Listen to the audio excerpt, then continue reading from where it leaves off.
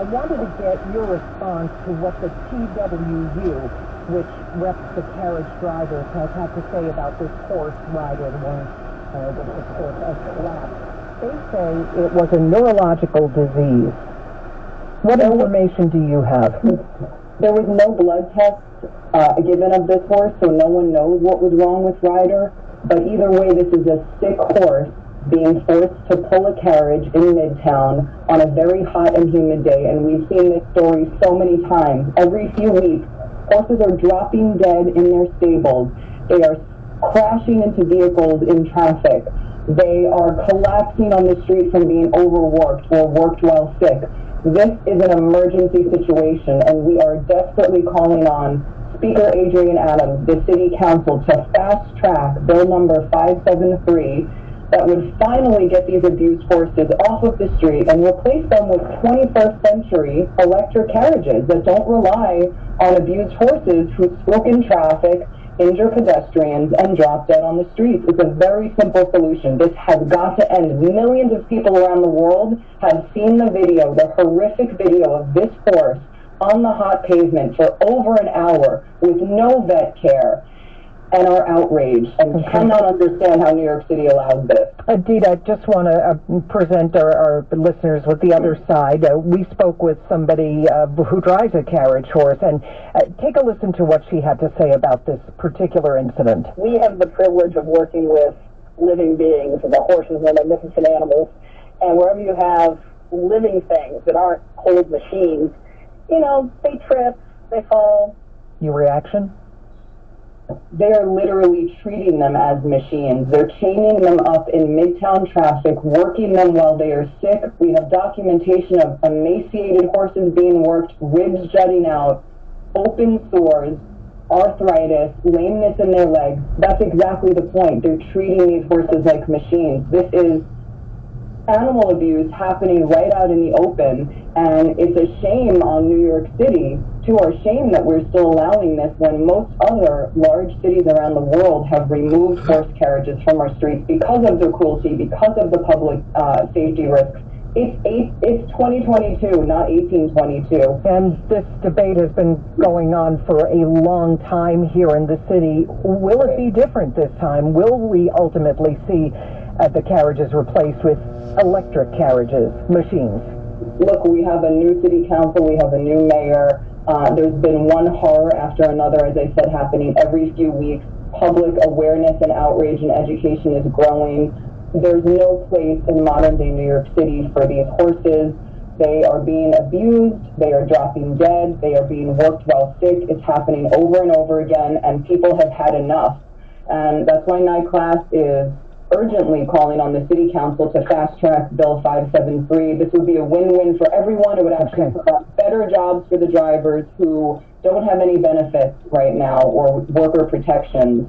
So this would be a win-win for everyone. Gotcha. NY Class Executive Director Adita Burnkrant, we thank you for being here. Thank you. All news, all the time. This is 1010 Wins. You give us 22 minutes, we'll give you the world. Well, we have brightening skies already, 74 degrees at 10:20. I'm Bridget Quinn, and here's what's happening. A large law enforcement presence, including FBI, in Cypress Hills, Brooklyn right now, after a man is found dead in his apartment along with canisters with biohazard labels. A bill being introduced in the City Council would make it easier for people with criminal records to get apartments. A live look at that coming up at the bottom of the hour with somebody from the landlord side. A rally at City Hall today to end waste sent to landfills by 2030. And also ahead, Mickey D's returns to Russia. AccuWeather says sunshine returns today with a high of 86 degrees. And at 10:21, traffic and transit now. Jody Bell. And Bridget, let's go to Queens. We're seeing a lot of delays. Got a stalled truck blocking that central lane, southbound Cross Island at Northern Boulevard, and westbound LIE approaching Maurice Avenue. That's that crash that's blocking 2 lanes being cleared, but still plenty of jam-ups Eastbound Bell Parkway, construction blocking that right lane right at Nassau Expressway. East River crossings looking at slowdowns from construction, Brooklyn-bound Brooklyn Bridge, and this is right at the center span, so watch out for that construction this afternoon. And also, here's what you need to know about the bridges and tunnels on the Hudson side. In at the George, it's fine. It's about 5 to 10, but outbound, lower and upper levels, about 20 to 30 minutes. 5 to 10 in and out at the Lincoln, and we're looking at inbound delays at the Hullen. It's 25 to 30 minutes right now. Outbound's not bad. Mass transit, past trains, Newark WTC line delayed. Crews are preparing for that mandatory Hackensack River drawbridge lift taking place right about now. Southbound F trains, more delays. NYPD assisting a passenger at J Street and Metro Tech. And I'm Jody Bale. Our next reports at 10:31 on 1010 Wins.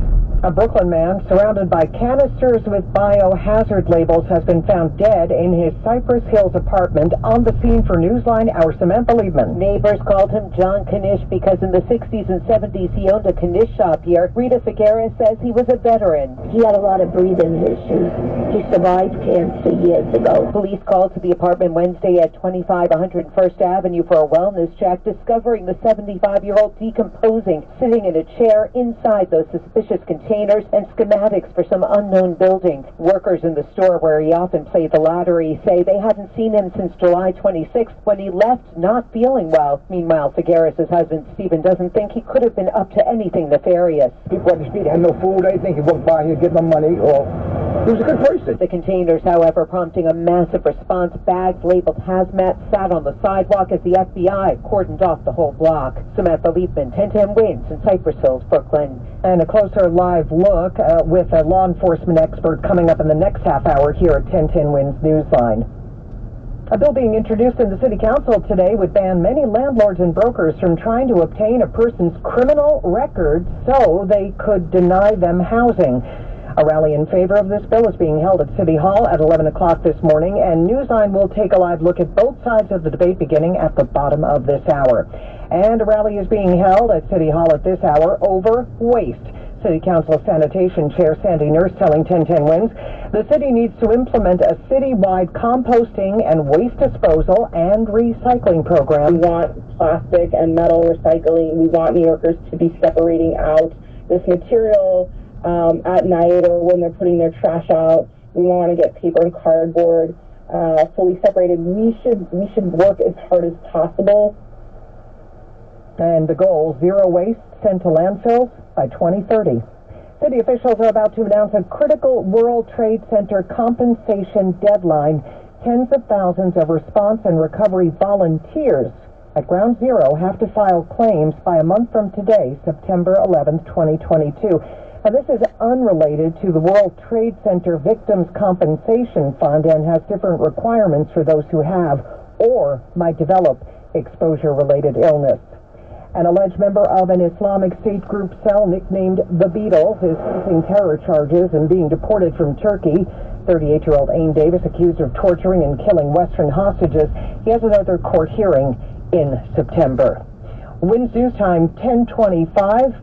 And a check of Bloomberg Money Watch is coming right up, but first... I'm Lee Harris with Talk and Tech. We have more top tech for tight budgets, this time portable storage.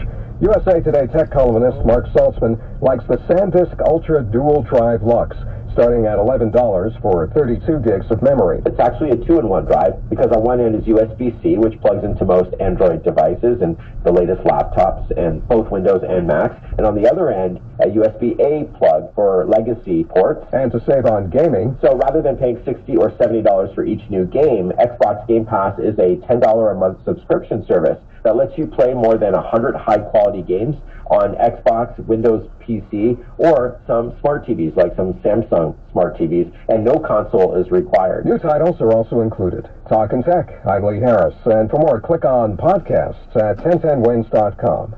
Wins News Time 10:26, as promised. Now, Bloomberg Money Watch, and good morning, Steve Potisk.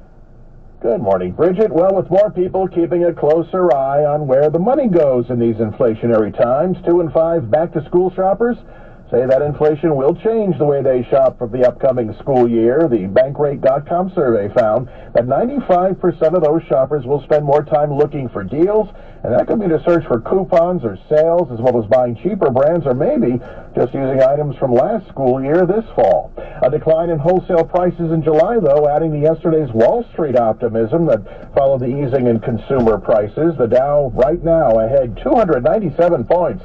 NASDAQ up 136, while the S&P is adding 40 points. Bloomberg Money Watch at 26 and 56 past every hour. I'm Steve Potusk for 1010 Wins. And coming up at the bottom of the hour, how much does your landlord need to know about you? A live look ahead. Kinky Boots has inspired audiences around the world, and now it's back in New York. With a score by Cyndi Lauper and a book by Hari Firestein, this huge-hearted Tony-winning hit is sure to raise you up. Feel the joy this summer. Visit KinkyBootsTheMusical.com. Make your money go further and work harder with a certified financial planner from Facet Wealth. Inflation, interest rates, stock market changes, home prices. Every advisor at Facet is a certified financial planner and fiduciary, and they're legally bound to do what's in your best interest. Facet has a simple flat fee. There are no commissions. Call 888-598-3893 for 2 months free off your first year of financial planning. That's 888-598-3893. Try FacetWealth.com. Facet Wealth is an SEC registered investment advisor. This is not an offer to buy or sell securities, nor is an investment, legal, or tax advice. And now this message. Driving while impaired, call Isaac Abraham, traffic attorney, at 718-520-7900. Years after Karen had both chemotherapy and surgery for breast cancer, her tumors returned. I had one hope left, the clinical trial. It's now been 3 years since Perlmutter Cancer